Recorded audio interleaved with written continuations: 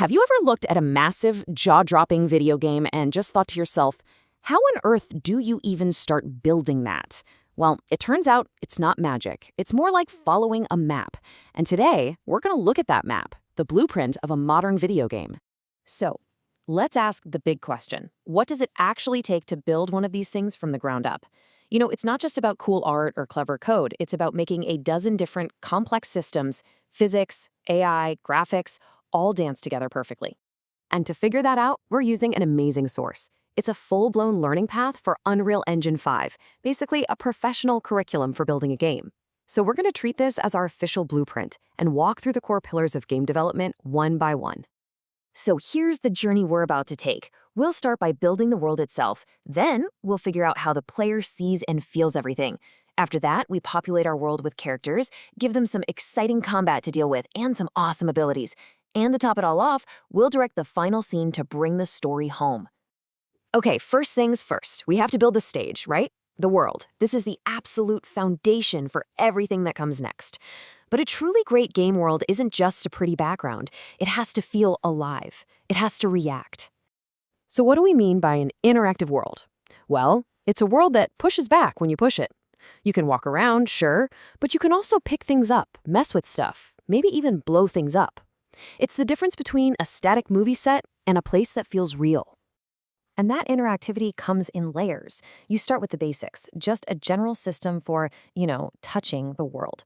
Then you add specific things, like objects you can actually pick up and use. To really make it pop, you can add environments that break or explode. And for that final touch of realism, you can even add procedural details, like a system that automatically grows moss on rocks.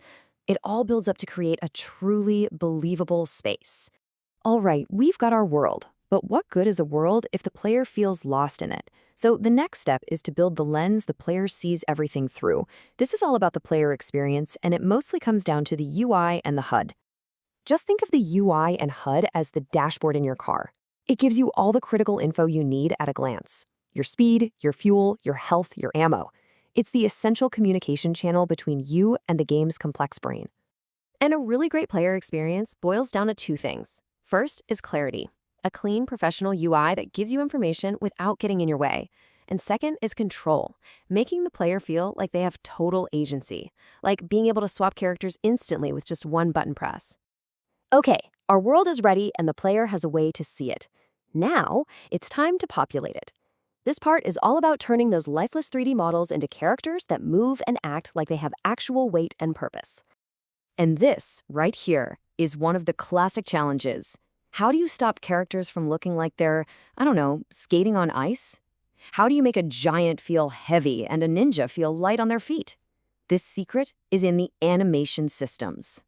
The solution really has two parts that work together.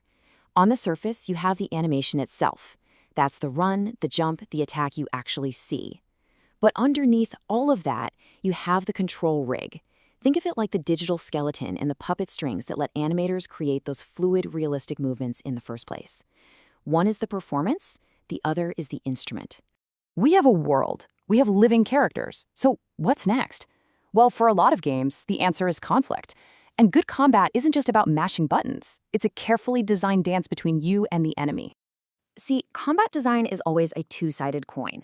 On one side, you've got the player's abilities, their attacks, their dodges. That all needs to feel snappy and satisfying. But on the other side, you've got the enemy's brain, the AI, that has to be smart enough to actually make them a real threat. Because at the end of the day, you can design the most incredible, deep combat system ever. But if the enemies just stand there and let you hit them, who cares? It's the smart, challenging AI that forces you to get good and really makes your skills shine. So, we've got our basic combat system in place. But modern games are so much more than just a punch and a kick, right?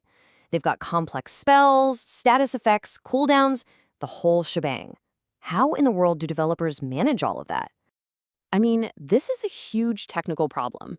If you try to custom code every single ability from scratch, you quickly end up with what developers call spaghetti code, an absolute tangled nightmare that's impossible to manage. There has to be a smarter way to do it. And there is. The professional solution is something called the Gameplay Ability System, or GAS for short. The best way to think about it is like a universal rulebook for superpowers. Instead of coding every single spell, you just define the rules, like costs, cooldowns, and effects, inside the system. It keeps things clean and lets designers create and balance new abilities without ever having to write new code. It's incredibly powerful. Okay, we're almost there. Our game has a living world, great characters, deep combat, and cool abilities. The game works. But now we have to give it a heart. We have to add the story, the emotion, that cinematic polish that turns it into a real experience. You know, the best games aren't just a list of things to do. They tell you a story. And this final layer is all about using cinematic tricks to guide the player, to create powerful emotional moments that are going to stick with them long after they're done playing. And one of the coolest tools for this is the seamless cutscene to gameplay transition. This is when the game takes control for a cinematic story moment and then, without a single loading screen, smoothly hands control right back to you. It's a killer trick for keeping you completely immersed in the world. So, let's put it all together. Let's see how all these pieces work in just a single second of gameplay. Okay, picture this. An enemy AI spots you in our interactive world. You instantly hit a button to use a special ability from the gameplay ability system. The animation and combat systems kick in to make the attack look and feel awesome, and your HUD immediately updates with the results. All of those separate systems, all firing at once in perfect sync. And there you have it. That's the blueprint. The 6 fundamental pillars of making a modern game. You need an interactive world, a clear player experience, lifelike characters, engaging combat, deep abilities, and finally, powerful cinematic storytelling. So, we've walked through the blueprint, we've seen how all these incredibly complex pieces fit together to create something amazing. The only question left is, now that you've seen how the sausage is made, what world are you going to create?